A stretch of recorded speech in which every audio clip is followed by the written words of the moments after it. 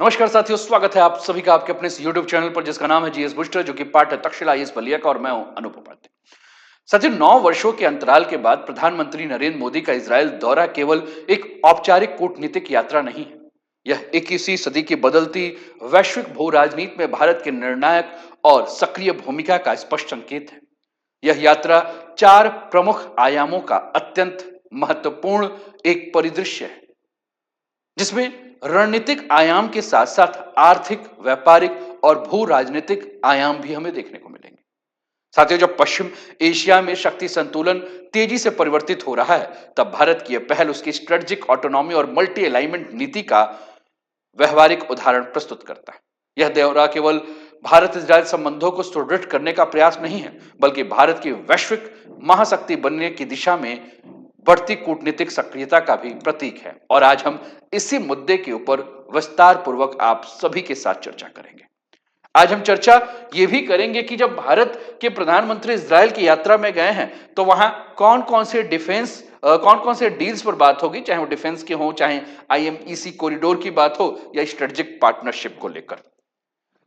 तो वीडियो के अंत तक जो है वो बने रहिएगा, और चैनल पर पहली बार है तो चैनल को सब्सक्राइब करके बेल आइकन दबा दीजिएगा कि यहां आने वाले हर वीडियो का नोटिफिकेशन आपको समय पर मिल सके।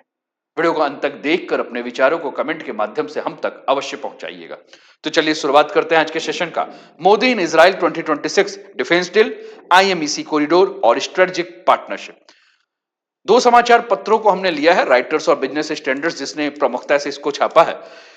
राइटर्स लिखता है, India Modi visit Israel S US Iran tension mount. Business standard लिखता है, Israel awaits PM Narendra Modi of security silicon and strategic signals. The PM 2-day Israel visit to feature NESET address and talks with Netanyahu on defense counter-terrorism, IMEC, trade and artificial intelligence cooperation. चलिए आगे बढ़ते हुए मुद्दे को और आगे बढ़ाएं और विस्तार पूर्वक समझें। साथियों, ये जो यात्रा हो रही है इजराइल की भारत के प्रधानमंत्री के द्वारा, सबसे पहले हमें इजराइल और भारत के संबंधों के बैकग्राउंड में चलना चाहिए, ऐतिहासिक पृष्ठभूमि को जो है वो समझना चाहिए। और इसको समझने के लिए हमें 1938 में चलना होगा। 1938, महात्मा गांधी उस समय भारत के एक बहुत बड़े नेता थे, और उन्होंने फिलिस्तीन में यहूदी राष्ट्र के निर्माण के विचार का विरोध किया था। और उनका मत था कि अरबों की भूमि पर यहूदी राज्य बनाना न्याय संगत नहीं होगा। 38 के बाद 1947 भारत आजाद हुआ। यूनाइटेड नेशन के पार्टीशन प्लान के खिलाफ भारत ने मतदान किया, और भारत का तर्क था कि समस्या का समाधान द्विराष्ट्र सिद्धांत से नहीं बल्कि सह अस्तित्व से जो है वो होना चाहिए। और इसी दौर में भारत की विदेश नीति गुट निरपेक्ष, उपनिवेशवाद विरोध और अरब देशों के साथ सामंजस्य पर जो है वो आधारित थी। टॉपिक पर और आगे बढ़ें और आज की तस्वीरों को हम लोग एक बार ध्यान से देख लें, फिर आगे बढ़ना हमारे लिए आसान होगा। यह आज की तस्वीर है जब विजिटर बुक्स पर प्रधानमंत्री मोदी जो है वह हस्ताक्षर कर रहे हैं। यह आज की तस्वीर है जब इजराइल पहुंचे और इजराइल में इनका भव्य जो है वो स्वागत हो रहा है। यह तस्वीर जब है स्वागत के समय की तस्वीर है, जब सलामी दी जा रही है। इसके अलावा अगर बढ़े तो उसके बाद एयरपोर्ट से जब वो आगे की ओर बढ़ रहे हैं तब की तस्वीर जो आपके स्क्रीन पर आपको देखने को मिल रही है। ये आज की ही तस्वीर है जब एक दृष्टिहीन मणिपुर की महिला जो है वो स्वागत कर रही है इजराइल में ही। इसके अलावा ये तस्वीर है जब भारत के राष्ट्र ध्वज जो हैं इजराइल के सड़कों पर लगे हुए हैं, इजराइल के राष्ट्र ध्वज के साथ। ये इजराइल का न्यूज़पेपर है द जेरूसलम पोस्ट, जिसमें प्रधानमंत्री मोदी की यात्रा को जो है वो बहुत प्रमुखता से लिया गया है, और नमस्ते के बाद लिखा गया है, to ancient nation open a new chapter, welcome Modi. अब इससे आप समझ सकते हैं कि मोदी की यात्रा क्यों बहुत ज्यादा इजराइल के लिए महत्वपूर्ण है। साथियों, हमने 1938 की बात की, और उस समय जब 1938 की बात आपके साथ की तो हमने 1938 में कहा कि महात्मा गांधी ने फिलिस्तीन में यहूदी राष्ट्र निर्माण के विचार का विरोध किया और उनका मत था कि अरबों की भूमि पर यहूदी राज्य बनाना न्याय संगत नहीं होगा। हमने 1947 की बात की और हमने यूनाइटेड नेशन के पार्टीशन प्लान के बारे में भी आपके साथ चर्चा की। आइए उस समय की कुछ तस्वीरों को मैं आपको दिखा दूं। ये न्यूज़पेपर की कटिंग है उस समय की, जो कि partition approve by 2/3 33 votes yes 30 no, ये उस समय का है news. The plan for the partition of Palestine into separate Jewish and Arab state was at 530 New York Times, है ना, this afternoon adopted by General Assembly of the United Nation. ये उस समय का न्यूज़पेपर का कटिंग है जिसमें इस बात को प्रमुखता से जो है वो लिया गया है। आपके स्क्रीन पर यह भी तस्वीर है, जिस तस्वीर के माध्यम से आपको यहां नेहरू जी नजर आ रहे हैं और भारत के उस समय के विचारों को यहां से देखने को मिलता है जब हमने कहा था कि हम गुट निरपेक्ष रहेंगे, हम किसी भी कैंप के सदस्य नहीं बनेंगे। ठीक, अब थोड़ा सा और आगे बढ़े। 1950 भारत ने आधिकारिक रूप से इजराइल को मान्यता दे दी, हालांकि संबंध को जो है वो बहुत ही सीमित रखा था और निम्न स्तरीय रखा। 50 से बढ़ते हुए हम पहुंचते हैं 42 साल बाद, यानी कि आफ्टर 42 ईयर्स 1992 में शीत युद्ध की समाप्ति के बाद पूर्ण राजनयिक संबंध जो है वो भारत और इजराइल के बने और नई दिल्ली और तेल अवीव यानी कि इजराइल की राजधानी में दूतावास जो है वो खुले। और यह परिवर्तन जो है वो भारत की लुक वेस्ट पॉलिसी और बदलती वैश्विक शक्ति संतुलन की आवश्यकता को जो है वो दर्शा रहा है। अब धीरे धीरे आगे बढ़ते हैं और आगे बढ़ते हुए हम मोदी एरा में पहुंचते हैं, मोदी युग में पहुंचते हैं। सबसे 2016 प्रधानमंत्री मोदी बने और 2017 में प्रधानमंत्री नरेंद्र मोदी की ऐतिहासिक इजराइल की यात्रा हुई और यह किसी भारतीय प्रधानमंत्री की पहली स्वतंत्र यात्रा थी इजराइल में। और इस यात्रा के बाद संबंध औपचारिक रूप से स्ट्रेटेजिक पार्टनरशिप में जो है वो परिवर्तित हो गए, क्योंकि अब भारत और इजराइल के बीच रक्षा, कृषि, जल प्रबंधन, साइबर सुरक्षा और स्टार्टअप सहयोग में उल्लेखनीय वृद्धि हुई। आगे और बढ़ते हैं साथियों, आपके स्क्रीन पर ये जो तस्वीर देखने को मिल रही है ये इजराइल की संसद की है, जो कि एक सदनीय संसद है जिसमें 120 सदस्य होते हैं और इसका नाम है नीसेट, है ना।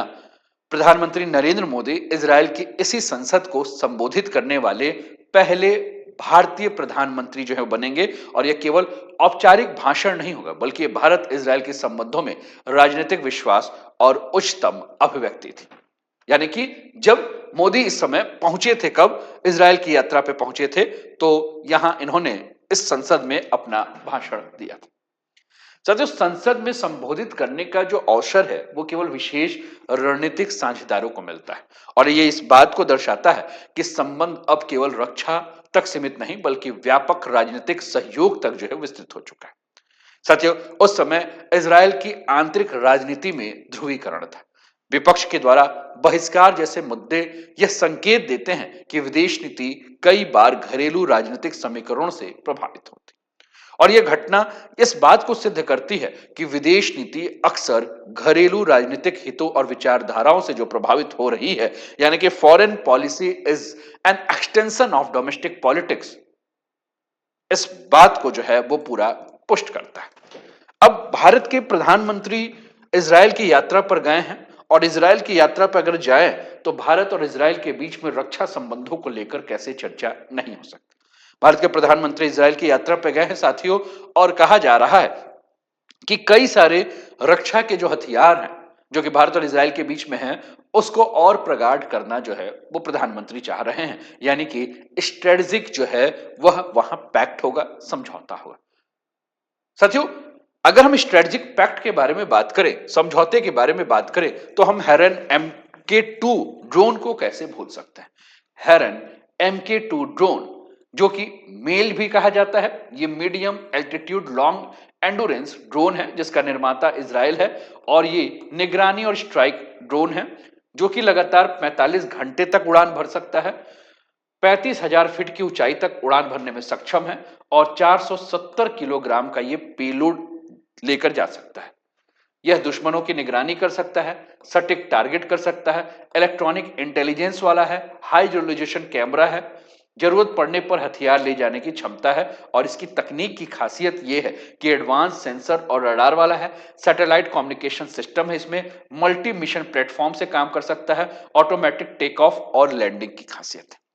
यानी कि कुल मिलाकर अगर हम बात कर रहे हैं तो इसका उपयोग भारत एलओसी और एलएसी यानी कि लाइन ऑफ एक्चुअल कंट्रोल और पाकिस्तान के साथ जो एलओसी की सीमा है उन्हें निगरानी के लिए कर सकता है। भारत इसका प्रयोग हिंद महासागर क्षेत्र की निगरानी के लिए कर सकता है। Bharat real times intelligence gathering के लिए इसका इस्तेमाल कर सकता है, यानी कि यह भारत की आईएसआर यानी कि इंटेलिजेंस सर्विलांस और रिकॉन्सेंस क्षमता को जो है ये मजबूत करता है। साथियों, भारत और ईरान के बीच में एक जो और समझौता होने वाला है वो समझौता डोम मिसाइल को भी लेकर है, यानी कि ईरान डोम एयर डिफेंस सिस्टम को लेकर बात की जा रही, जो कि शॉर्ट रेंज ए रॉकेट इंटरसेप्शन है, सिविलियन एरिया के प्रोटेक्शन के लिए है, हाई सक्सेस इंटरसेप्शन रेट है। साथियों, आयरन डोम शहरी क्षेत्रों को रॉकेट हमले से बचाने के लिए जो है वो प्रसिद्ध है।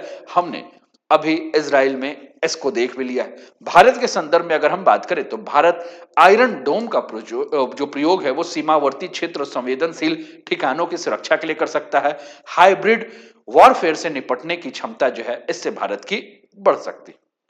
साथियों, भारत के प्रधानमंत्री, इजराइल के प्रधानमंत्री और भारत के विपक्ष के नेता राहुल गांधी तीनों के सोशल मीडिया पोस्ट को मैं एक बार आपके सामने साझा करूं। जब भारत के प्रधानमंत्री इजराइल की यात्रा पे पहुंचे, यानी कि जब लैंड किया उन्होंने इजराइल में, तो इन्होंने लिखा, landed in Israel, I am extremely honored to be received by Prime Minister Netanyahu and Mrs. Netanyahu at the airport. I look forward to engaging in bilateral discussion and fruitful outcomes that strengthen the India-Israel friendship. उसकी कुछ तस्वीरों को इन्होंने साझा किया है। इन्हीं के सोशल मीडिया पोस्ट को बेंजामिन नेतन्याहू ने जो है वो रीपोस्ट किया है और लिखा है, आपका स्वागत है, it's a great honour to welcome you to the Israel prime minister Modi. यानी कि दोनों ने इस बात को दर्शाया है कि दोनों एक दूसरे की यात्रा को लेकर कितना ज्यादा जो है वो भविष्य को देख रहे हैं, कितना ज्यादा खुश है। लेकिन वहीं भारत के प्रधानमंत्री के यात्रा के विरोध में एलओपी यानी कि leader of opposition Rahul Gandhi का भी आप पोस्ट देखिए, जिन्होंने लिखा है, नरेंद्र सरेंडर मोदी, आपको यूएस ट्रेड डील रद्द करने की चुनौती दिए हुए 24 घंटे से ज्यादा हो गए, आप फिर खामोशी से इजराइल निकल गए। एक बार तो आप एप्स्टीन के कहने पर इजराइल में डांस एंड सिंग कर ही चुके हैं, अब की बार वहां किसके कहने पर देश के हितों के खिलाफ सौदा करके आएंगे। एप्स्टीन फाइल को भूल नहीं सकते। साथियों, आपको याद होगा जब मैं इस टॉपिक को आपके साथ डिस्कस कर रहा था तो 2017 की बात की थी और मैंने कहा था कि मोदी भारत के पहले प्रधानमंत्री थे जो इजराइल की यात्रा में, और एप्स्टीन फाइल में भी मोदी के उस इजराइल यात्रा की चर्चा हुई है और मोदी के ऊपर यह आक्षेप भी लगा है, यह आरोप भी लगा है कि मोदी वहां जाकर डांस किए थे, लेकिन इसका कोई भी एविडेंस अभी तक है नहीं। विपक्ष आरोप लगा रहा है और ठीक है, आरोप और प्रत्यारोप जो है वो पक्ष विपक्ष में लगे रहते हैं, हमें उससे बहुत ज्यादा मतलब नहीं रखना है। साथियों, ये भी कहा जा रहा है कि अगर भारत और इजराइल के बीच में जो डिफेंस पैक्ट होगा, जो समझौता होगा, उसमें precision guided bomb and missile systems को लेकर भी चर्चा होगा, क्योंकि कहा जा रहा है कि ये एक ऐसा मिसाइल सिस्टम है जो कि हाई एक्यूरेसी टारगेटिंग वाला है, कोलेटरल डैमेज को कम करता है, स्टैंड ऑफ स्ट्राइक कैपेबिलिटी ज्यादा है और ये भारत के सर्जिकल स्ट्राइक कैपेबिलिटी और डिफेंस पावर को भी जो है वो बढ़ाएगा। जैसे कि अगर मैं बात करूं तो आपकी स्क्रीन पर मैं जो है एक तो ये आयरन डोम डिफेंस सिस्टम जिस पर हम लोग चर्चा कर रहे थे उसकी जानकारी है, किसका निर्माता इजराइल है और इसके बारे में ये सारी चीजें जानकारी है।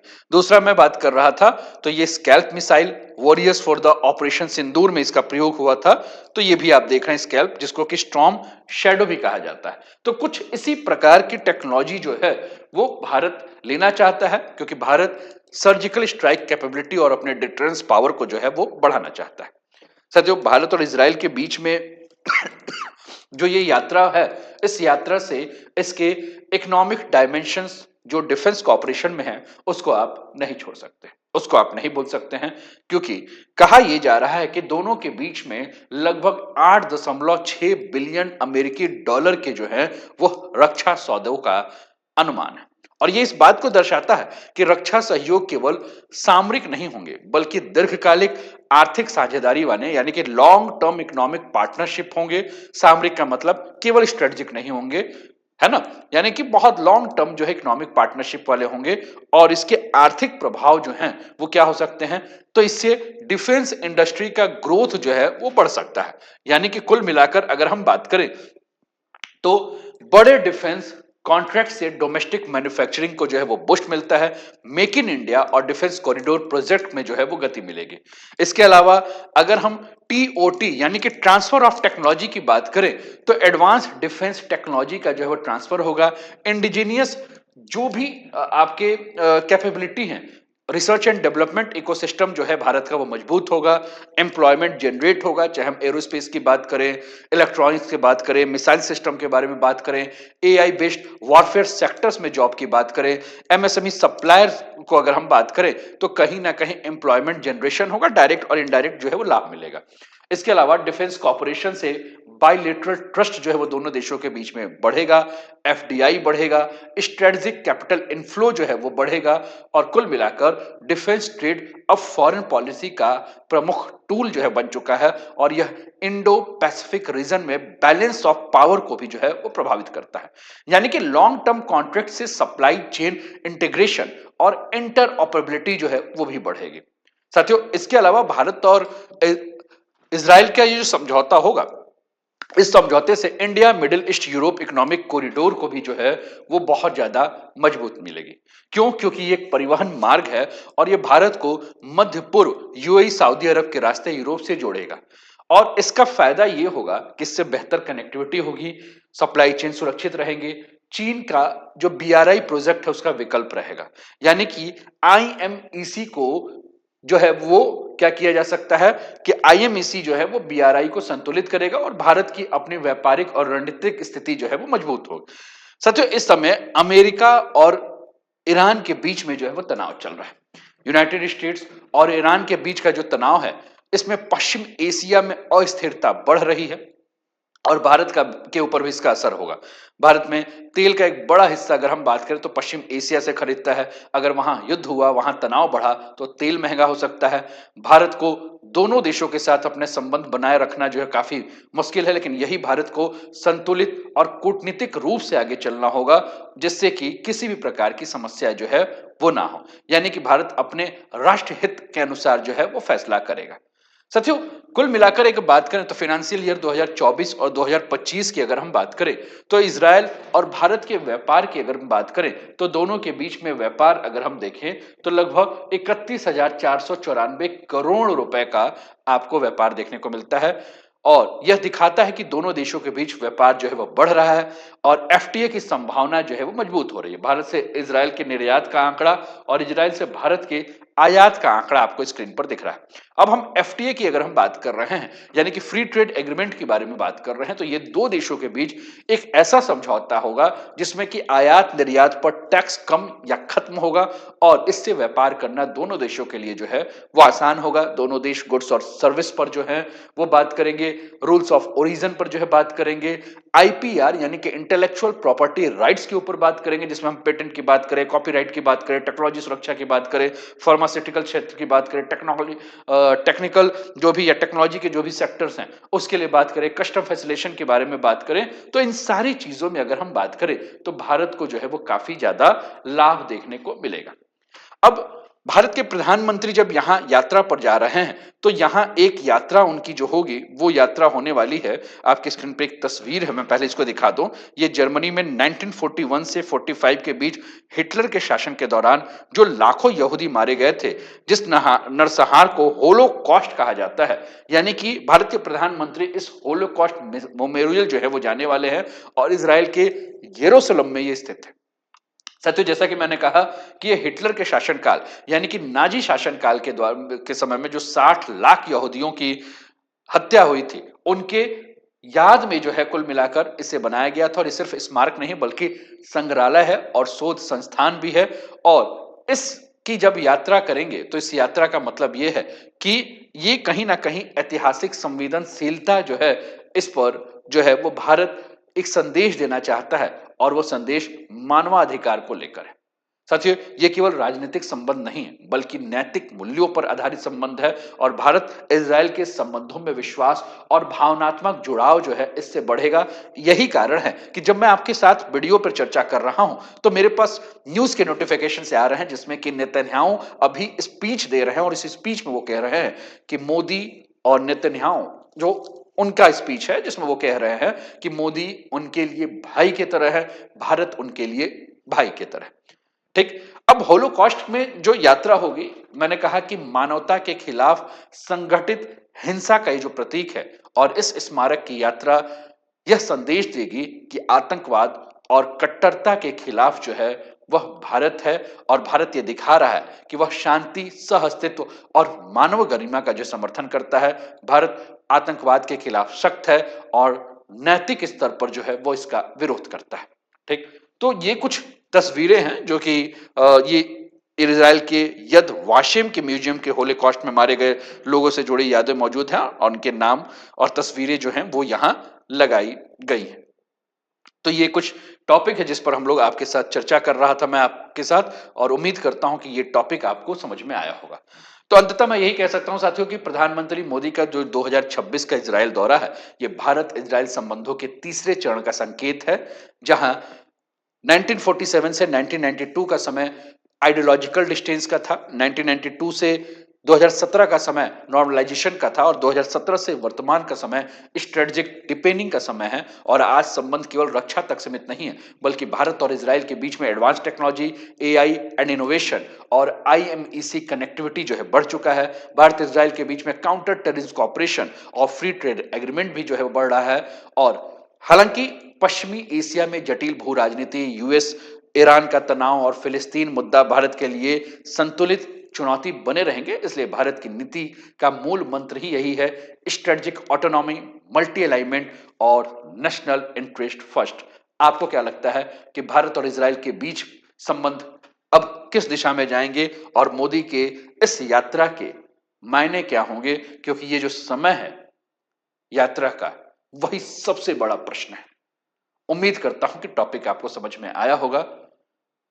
तो अपने विचार कमेंट के माध्यम से हम तक पहुंचा दीजिए, और अभी तक वीडियो को लाइक नहीं किया तो लाइक कर दीजिए, चैनल को सब्सक्राइब नहीं किया तो सब्सक्राइब कर दीजिए, और कमेंट तो आपको करना ही है। तो अपना ध्यान रखें, स्वस्थ रहें, मस्त रहें, तंदुरुस्त रहें, हंसते खेलते मुस्कुराते हुए जीवन का आनंद लीजिए। जय हिंद, जय भारत।